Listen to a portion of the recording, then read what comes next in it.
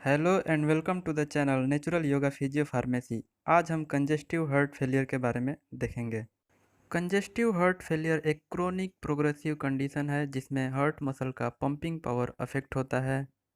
Congestive heart failure को left ventricle failure या simple heart failure भी कहते हैं। यह एक ऐसा कंडीशन है जिसमें हार्ट कमज़ोर होकर ब्लड का सप्लाई नहीं कर पाता, जिसका परिणाम यह होता है कि शरीर के सभी टिश्यू को ऑक्सीजनेटेड ब्लड नहीं मिल पाता।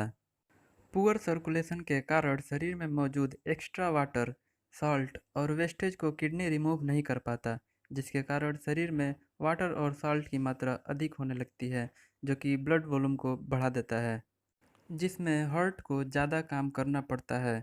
हार्ट फेलियर के कारण शरीर में ऐसे ही ऑक्सीजन की आवश्यकता होती है, ऊपर से ब्लड वॉल्यूम के बढ़ने से और लोड बढ़ जाता है। हार्ट फेलियर के टाइप की अगर हम बात करें तो इसमें सबसे पहले आता है सिस्टोलिक फेलियर, जिसमें लेफ्ट वेंट्रिकल का इजेक्शन फ्रैक्शन जो है वो डिक्रीज हो जाता है। इजेक्शन फ्रैक्शन का मतलब है कि हार्ट कितना ब्लड सप्लाई कर रहा है। उसके बाद दूसरा डायस्टोलिक फेलियर आता है, जिसमें वेंट्रिकल की जो रिलैक्स करने की एबिलिटी है वो बिगड़ जाता है। तीसरा मिक्स्ड फेलियर होता है, जो कि डायलेटेड कार्डियोमायोपैथी में देखा जाता है। जिसके बाद बाई वेंट्रिकुलर फेलियर आता है, जिसमें वेंट्रिकल्स की फीलिंग और इम्पटिंग कैपेसिटी जो है वो पुअर हो जाती है। कॉज की अगर हम बात करें तो कंजेस्टिव हार्ट फेलियर का कारण हार्ट डिजीज हो सकता है, जिसमें हार्ट इनफ ब्लड पंप नहीं कर पाता। जो मोस्ट कॉमन रीजन है वो कोरोनरी आर्टरी डिजीज होता है, जिसमें ब्लड का फ्लो हार्ट मसल में कम हो जाता है, जिसमें अगर हार्ट अटैक होता है तो हार्ट का पंप करने की इफ़िकेसी कम हो जाती है। इसके अलावा कई और कारण हो सकते हैं, जैसे कि narrow heart valve, birth defect, rheumatic fever, hypertension, obesity और डायबिटीज़ भी कंजेस्टिव हार्ट फेलियर का कारण हो सकते हैं।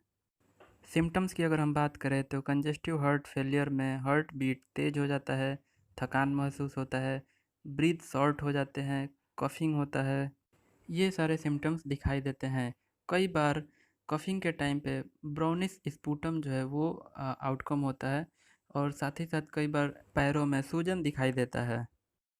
डायग्नोसिस की अगर हम बात करें तो कंजेस्टिव हार्ट फेलियर को यूजुअली फिजिकल एग्जामिनेशन से डायग्नोस किया जाता है, जबकि चेस्ट एक्सरे लेना भी ज़रूरी होता है, जिससे हार्ट कितना इनलार्ज हुआ है इसका पता लगाया जा सके। साथ ही साथ कई बार ईसीजी भी कराया जाता है ताकि रेगुलर हार्ट रिदम की जांच की जा सके। ट्रीटमेंट की अगर हम बात करें तो कंजेस्टिव हार्ट फेलियर में सबसे पहले रेस्ट और ऑक्सीजन बहुत ही ज़रूरी होता है।